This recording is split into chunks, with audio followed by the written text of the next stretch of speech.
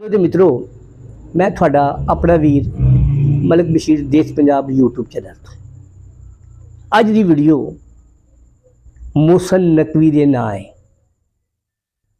मोहसन नकवी साहब ਤੁਸੀਂ बहुत ਚੰਗੇ ਤੇ ਸੋਹਣੇ लफ्ज़ आखे ने कि कानून सब दे लिए बराबर है। बहुत वधिया नकवी साहब इस्लामाबाद दे विच तुसी लोगों के हसदे वसदे घरों नूं मिलिया मेट करता। लोग चीखते रहे, चिल्लाते रहे, वाह वेला करते रहे।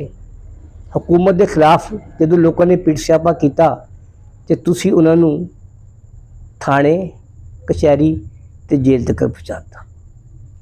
नकवी साहब सब तो पहला डायरैक्टर जनरल कच्ची आबादी Punjab chief executive house policy निकली हुई है, उन्हें कहते हैं शिफ्टिंग पॉलिसी। जदों कोई कच्ची आबादी किसी डैम या फलाही मनसूबे आ जाती है तो उस कच्ची आबादी नूं मुकामी डिवेलपमेंट अथार्टी मुशावरे दे नाल दूजी जगह शिफ्ट करती है, उन्होंने मुतबादल जगह दी जाती है। अगे वधदे मैं तुहानूं यह आखांगा कि जदों कच्ची आबादी का प्रिंटेबल सर्वे मैप बन जाता है तो डिवेलपमेंट अथार्टी की यह जिम्मेदारी बन जाती है तो उन्होंने डिकलेयर शुदा कच्ची आबादी मन लिता जाता है। अगे आइए तो चादर ते चार दीवारी का तहफ़्फ़ुज़ फराहम करना पाकिस्तान के कानून के मुताबिक हुकूमत का अवलीन फर्ज है। ठीक है जी। जदों वारी आई कॉन्स्टिट्यूशन एवेन्यू की तो जनाब मोहतरम ऑपरेशन रुक गया। गरीबां दे सर छुपाने की जगह ढा दो तो अमीरां ते वजीरां दे प्लाजे रुक गए। वाह जी वाह, कानून साहब के लिए बराबर है। आ जरा नकवी साहब दे सोने ते सुनखे लफ्ज़ सुनो तो अगली गल फिर करांगे। आपका ठीक है ना। अगर वो सरकारी ज़मीन पे है तो वो चाहे हमारी अपनी एफसीएन थी, चाहे हमारे सरकारी ऑफिसेज हैं, चाहे कोई चीज़ है। हम अभी आप इस्लामाबाद क्लब ले लें, इस्लामाबाद क्लब 30-30 फुट आगे आया हुआ है, उसको पीछे जाना है। हमारे जो बाकी इदारों के दफ्तर हैं वो पीछे जाएंगे, किसी एक के साथ भी नरमी नहीं। जदों कच्ची आबादियाँ मारने वजूद च आनियाँ सब तो पहला उन्होंने सर्वे होंगे, फिर प्रिंटेबल सर्वे मैप बनते हैं, फिर बोर्ड ऑफ रेवन्यू की पॉलिसी आ पोस्ट 1985 प्री 1985 एनू मद्देनज़र रखते हुए डायरैक्टर जनरल कच्ची आबादी पंजाब ने इन्हां कच्चियां आबादियां नूं मान लिता जी पोस्ट 1985-86 या प्री 1985-86। उस तो बाद सन 2006 भी कच्ची आबादियां डिकलेयर हुई, सन 2012 भी कच्ची आबादियां डिकलेयर हुई। चीफ एग्जैक्टिव ते डीजी कच्ची आबादी के दफ्तरों शिफ्टिंग पॉलिसी जारी हुई। ये भी तो कानून का हिस्सा है ना।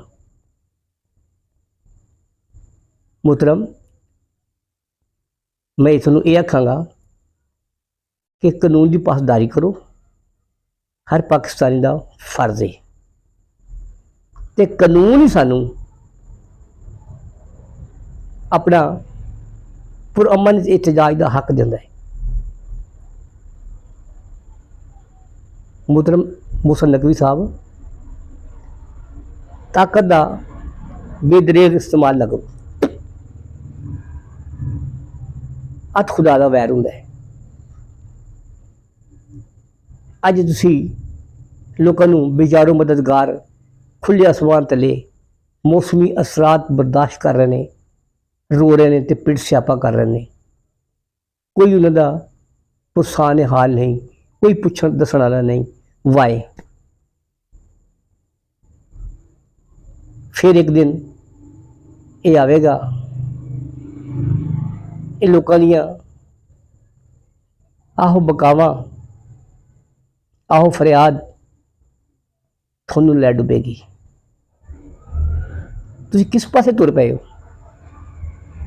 ਕਿਸੇ ਨੂੰ ਬੇਘਰ ਕੀਤਾ ਜਾਵੇ ਤੇ ਉਹ ਬੰਦਾ ਇਸ ਦੌਰ ਦੇ ਮੁਤਾਬਿਕ 50 ਸਾਲ ਪਿੱਛੇ ਚਲਾ ਜਾਂਦਾ ਵਾ। ਕਿਆ ਸਾਡੀ ਹੁਕੂਮਤ ਦੀ ਉਡਾਨ ਹੈ ਜੀ?